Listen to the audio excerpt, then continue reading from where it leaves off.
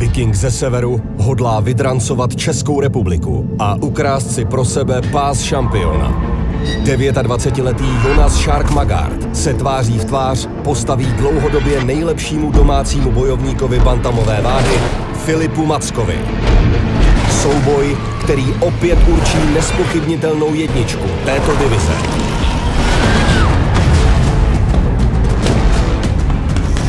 I'm not going in there to be number 2. Not a doubt. I'm gonna be in there and be number 1.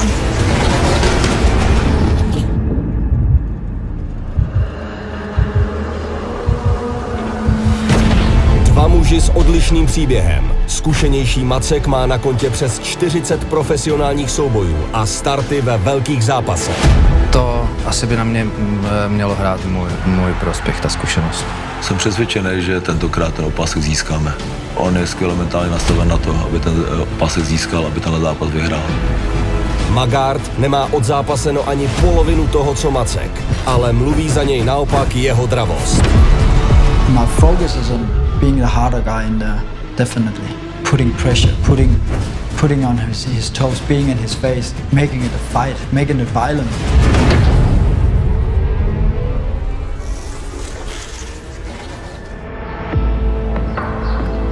Moje kariéra začala tak, že jsem šel po náměstí v Mnichově Hradišti a potkal jsem svého kámoše Honzu Švába a zrovna jsem se nudil a ptal jsem se ho, kam pojede, nebo kam jede, a on říkal, že jde do Boleslavy na Wing Chun, což je nějaký bojový umění, tak jsem říkal, že pojedu s ním. A já jsem chodil na střední školu a tam jsme měli takový různý kámoši, taky blázni, že jeden dělal breakdance, druhý dělal já nevím, něco, prostě třeba karate, a já jsem dělal MMA, tak jsme se jednou dohodli, že si půjčíme, pronajmeme si ring v Boleslavě a že se tam jako dáme dát tak nějak po hubě.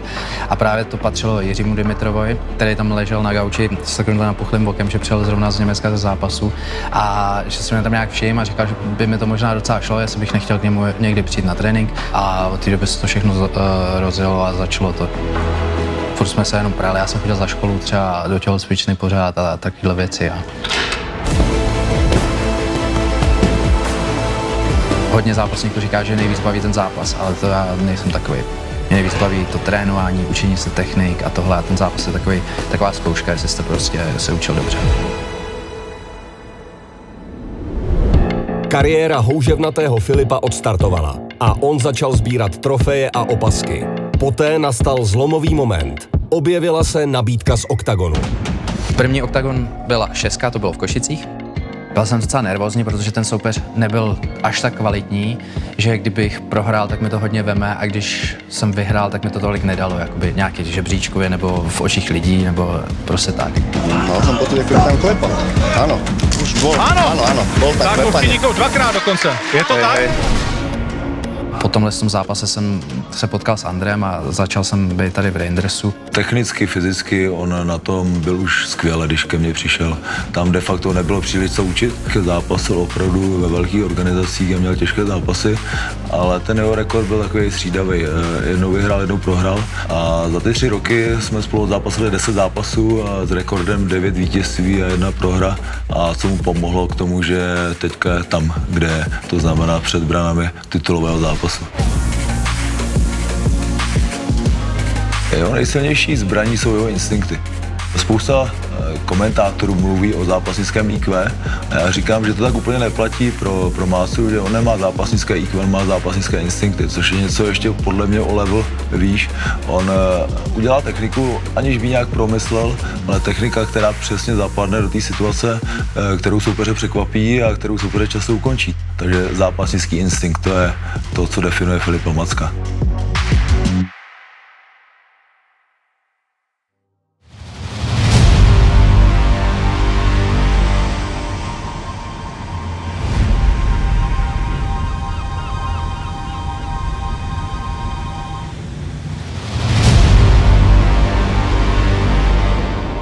I'm from Denmark, I'm from the north, I'm from the cold places, like the Scandinavian, it's in me. The fighting spirit, the Vikings, it's just deep in my genes, and I can just feel it when I'm fighting. It's just natural for me. So when I was very young, I actually started doing some karate when I was 9 or something. Then I started training some like weightlifting and stuff. And then I saw some YouTube clips on, some videos on YouTube about this sport called MMA. And I thought it looked crazy. And then I had my first amateur fight. And it was actually really after that I was like, I got hooked. This is what I want to do for the rest of my life. MMA for me, it's of course a sport, being athletic and all these things and train a lot, but when it comes down, it is about violence. And it's about, for me, it's beautiful violence. And that's what I love about it. Today we're working a bit more MMA specific. So it's not so much boxing, but it's more MMA. So there's the variation from takedown defense, takedown to fades. Philip is a tough guy. He's an all-around fighter. He's good striking, he's good grappling. But we've been together. My team have come together and we're putting a good game plan on. But we can talk all this, but in the end, it's just violence, isn't it? I could see that that guy is gifted. You know, it's like it picks things so easy. That's why I like to train with him, honestly, because I like the way he trains and he listens. He's a warrior. It's like we go for 2 hours. The man just keep picking and picking, and he does not stop. I'm sweating. I'm done sweating, like big time. So it's an amazing kid. Let's go, baby. November 6th, I'm coming. Full-on violence. Jonas Shark, baby. Let's get it. Filip nastoupil do mnoha zápasů a porazil silné soupeře. Pak ale přišla chvíle největšího souboje kariéry. A šlo opravdu o hodně. Byl první oktagon, ta 6, potom to jelo, pak jsem měl ještě asi další 4 zápasy, všechny jsem je vyhrál v prvním kole a byla tam taková nabídka na titulový zápas. Tak na to jsem moc chtěl, tak jsme to přijmuli a já jsem dával 3 tréninky denně, 2 tréninky různě. Byl jsem furt úplně jako rozjebaný, až možná moc jsem trénoval, si myslím, že jsem se na to spíš na trošku vypadnout, ale strašně mi tam záleželo a chtěl jsem to vyhrát. Nečekal jsem, že tam bude jako až tolik lidí, že prostě tou uličkou, když jdeš, tak vždycky tam nikdo není. Nikdo se s tebou neplácá, ty všude davy lidí, prostě úplně hromady a to bylo docela hustý. No. Každého supera zrovnal so zemou v prvom kole, každého ukončil, v tejto váhe dominoval a nič iné ako tento titulový zápas s Tomášom Deákom mi inú logiku nedáva. Filip Máca! Mácek! Vlastně ze začátku jsem tam chytl tu nohu, tak on se z toho jako dostal. Zajímavá situace, kdy Filip Mácek drží, Andre Reinders tam protestuje. A pak jsem tam párkrát spadnul. Tomáš Deák ví, že tohle Mácek jenom hraje. A vím, že najednou tam začalo počít třeba 15 000 lidí a v tu chvíli jsem chtěl být kdekoliv, jenom ne tam.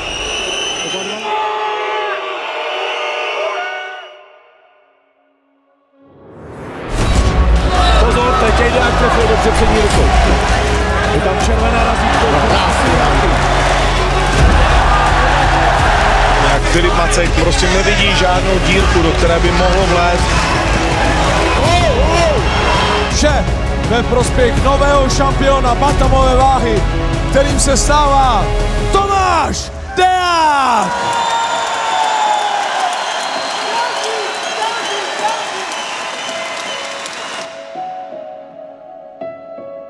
Zklamal jsem asi všechny úplně. Připravoval jsem se na to asi rok. Dal jsem to fakt jako všechno.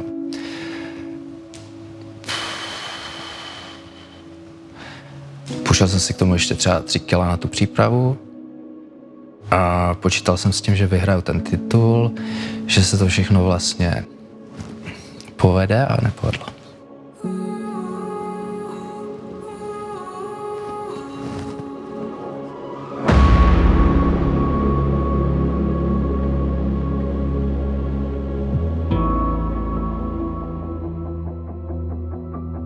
After fighting for Fenn and becoming a world champion there, we got a lot of offers on the table, of course. But the one that really stuck out was Octagon. I got this tough guy value from Ukraine, combat sambo, European champion. So he was a way different opponent than what I was like training up for. When it was about time to fight, we're getting ready to walk in and I could just hear the crowd. I wanted to go in, so as soon as my track came on and it was my time to walk in, I was like flying. Like one of the best moments in my life, definitely. Magár začíná mít problém. Magár na cestře, ten se tam snaží chytit gilotínu. No. Tak vidím, že se tam Magár připraví nějakou tvrdou bombu. Přesně tam šápou, tak tvrdá zadní. So then going into second round, I knew I had to push it. Magár hodně přidal na tvrdosti. I remember we got up from the takedown, he took me down, I got up, and he just started running away from me. And I was like, where are you going? Like, we're having a fight. And that pressure and that constant like being on his face was really what broke him down. Magár teď zahodil Valiva. A jo, Stefano.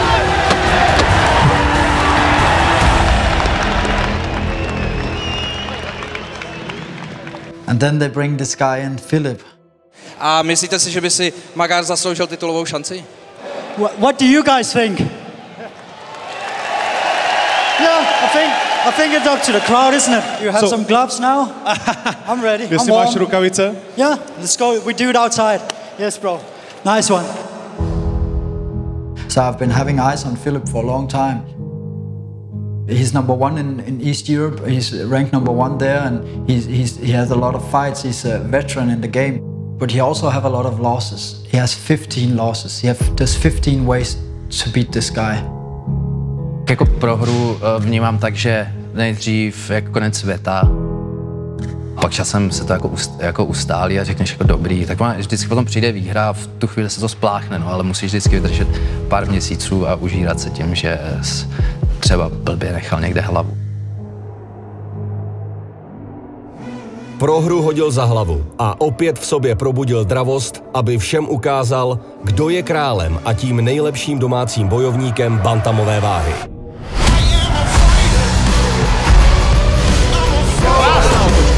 Pozor. A je Stefano, tak, Filip Macek nakonec utáhnul, finál, pozor. Krásná otočka, hodně tvrdé techniky, první půl minutce sleduje, ohoho! Macek dokáže využiť opak, trošky vystrelí naspäť. A gilotina? Nádherná otočka, spinning backfist, další koleno a další koleno! A je konec.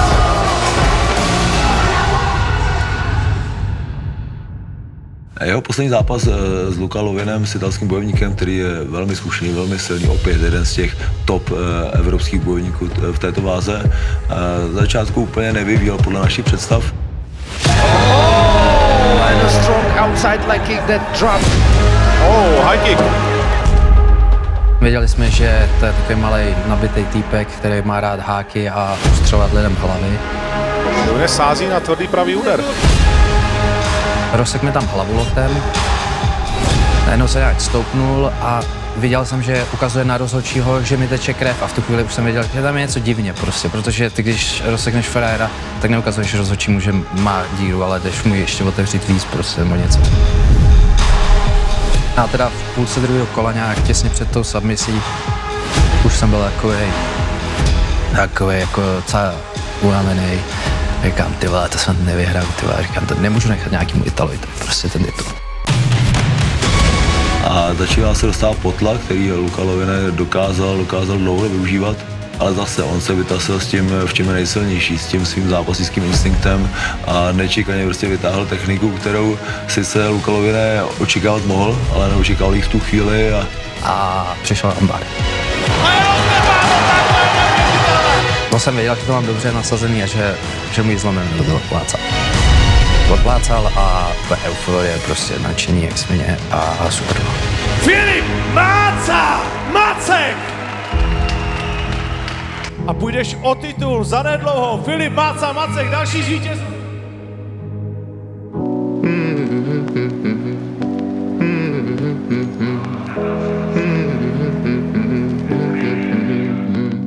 I've been hard to find people in my weight class in Denmark at the high level, and they have that in Sweden. So that is simply the reason why I go there. But especially also the coach Akira, his understanding about MMA and his classes and the way he's teaching is just world level.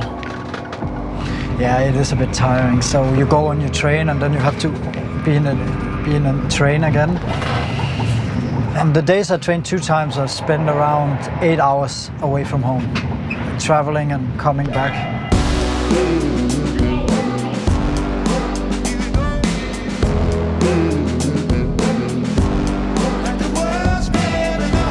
I think MMA is growing all over the world, and it's very popular here in Sweden. I mean, who doesn't love fighting? Everybody understands that, you know, when you're pissed off at somebody, you want to punch their head. He has a lot of tools. Like, not only is he skilled in so many levels, like the boxing, the wrestling, the ground game. He's also, what brings that level up, fight to fight, is the work ethic.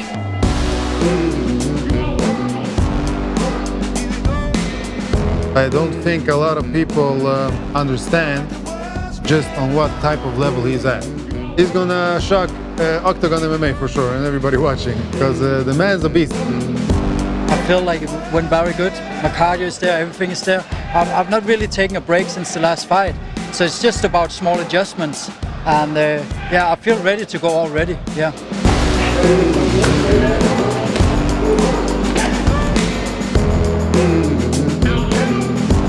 And we got the Octagon belt. It's already there, baby. Po Filipově pravém boku stojí jeho přítelkyně, která ho v kariéře naprosto podporuje. S Markétkou, s přítelkyní, jsme 4 roky. Tak ona dřív zápasila, de facto to dělá skoro díl jak já, tenhle sport, jako by dělala Thai box, box, což aspoň má nějaký pochopení trošku. My určitě řešíme zápasení na denní bázi. Filip je schopný o tom prostě vést několika hodinový monology klidně. To já se třeba obecně jako u Filipa nebojím, že, nebo nepřipouštím si, že by se mu něco stalo, tím, že on je tak zkušený i v tom zápasení, ale já se bojím takový ty psychické stránky. Že prostě když on má třeba nějaké pochybnosti před tím zápasem, tak je jakoby těžký to sledovat, jak prostě nějak jakoby bojuje s takovou tou psychickou stránkou.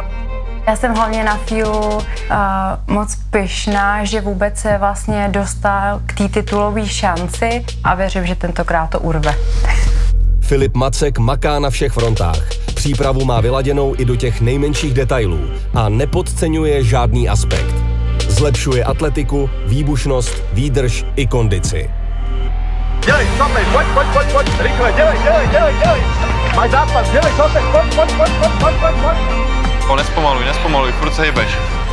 Můžeš jenom zrychlovat, ne zpomalovat. Teď jsme v poslední fázi přípravy vlastně, jsme v posledním měsíci před zápasem, takže už se věnujeme jenom rychlostní složce a výbušnosti. Dneska jsme tady vlastně na oválu, kde budeme běhat, věnovat se lineární rychlosti. A v příštích týdnech to vlastně dopilujeme všechno do finální podoby, aby byl Filip ve správné esenci připravený.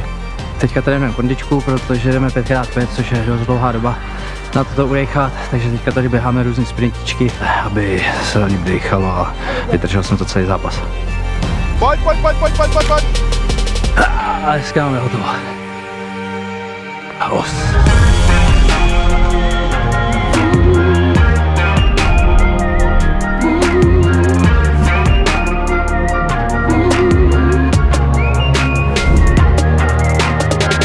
Je to tvrdý boxer docela, dává do všeho jakoby 100%, bude hodně nafízovaný a chce se prát, no.